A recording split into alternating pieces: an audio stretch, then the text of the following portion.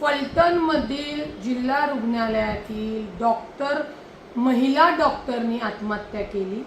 भयान म्हणजे आत्महत्या करत असताना तिने हातावर लिहिलेलं होतं की पोलीस बदने यांनी तिच्यावर बलात्कार केलाय आणि पोलीस बनकर यांनी मानसिक त्रास दिलाय। त्यांच्या त्रासाला कंटाळून डॉक्टर महिलेनी आत्महत्या केलेली घटना फलटणमध्ये घडलेली आहे। अत्यंत धक्का बसला।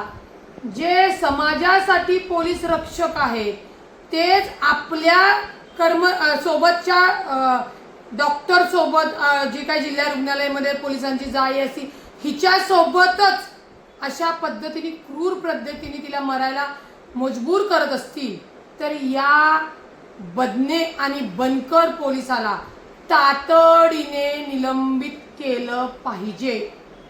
गुन्हा दाखल तर होईलच त्यांच्यावर, परंतु पहिल्यांदा तातडीने घटनेचं गांभीर्य ओळखून त्यांना निलंबित करणं गरजेचं आहे।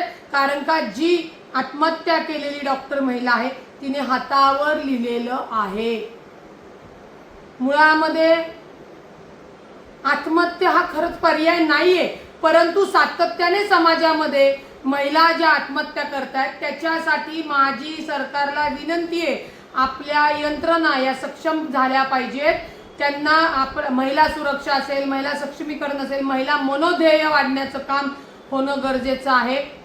जी दुर्दैवी आत्महत्या डॉक्टर महिलेनी केलेली आहे, या आत्महत्या होऊ नये म्हणून कठोर पावलं उचलणं गरजेचं आहे आणि या डॉक्टर महिलेला आत्महत्या करायला प्रवृत्त करणाऱ्या त्या पोलिसांना तातडीने निलंबित करून गुन्हा दाखल करून त्यांच्यावरची जी केस आहे ही फास्ट ट्रॅकवर जाणं गरजेचं आहे।